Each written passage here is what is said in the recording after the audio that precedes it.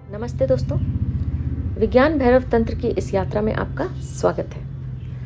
आज हम 3 सूत्र एक साथ लेंगे, 48, 49 और 50, क्योंकि ये तीनों सूत्र लगभग एक ही प्रकार के हैं।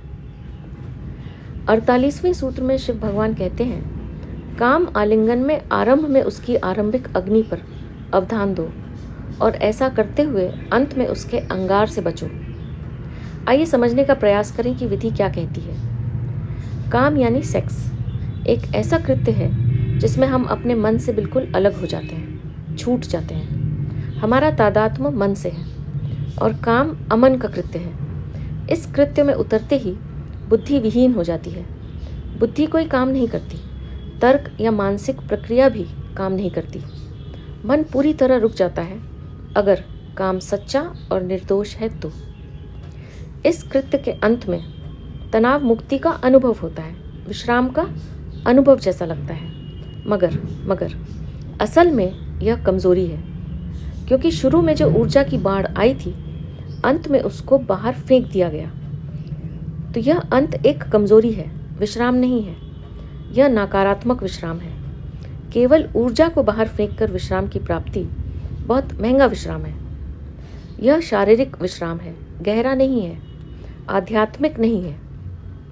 सूत्र कहता है, अंत के अंगार से बचो, आरंभ में बने रहो, अंत की फिक्र मत करो। कहीं जाने का, कहीं पहुंचने का माध्यम नहीं बनाना है इस कृत्य को। 2 शरीर नहीं बल्कि 2 आत्मा के मिलन का अनुभव करना है। आरंभ में रहने से 2 व्यक्तियों की ऊर्जा का एक वर्तुल बन जाता है, ध्यान पूर्ण वर्तुल बन जाता है, जो दोनों को ऊंचाई पर अपने पहुंचा देता है। ऊर्जा बाहर नहीं फिकती, खोती नहीं है। 2 होने का बिंदु खो जाता है और उस एक से मिलन का अनुभव हो जाता है। 2 लोग एक वर्तमान में फेंक दिए जाते हैं। वर्तमान में कहीं जाना नहीं होता। आरंभ यह अंतर्दृष्टि प्रदान करता है और फिर धीरे धीरे यह कृत्य काम कम और आध्यात्म ज़्यादा हो जाता है। यही वर्तमान क्षण समाधि बन जाता है। तो या तो अंत पर पहुंचकर नीचे गिर जाया जा सकता है, या आरंभ के द्वार से ही गहराई में प्रवेश किया जा सकता है। गलत ढंग से किया गया कृत्य आध्यात्म के पास तो नहीं बल्कि बहुत दूर ले जा सकता है। ऊपर उठाने की बजाय नीचे भी गिरा सकता है।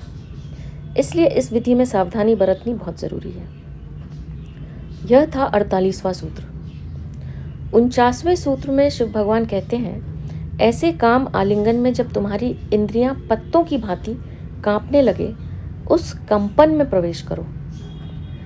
कंपन में प्रवेश हमें सीधा एकता में प्रवेश करवा देता है।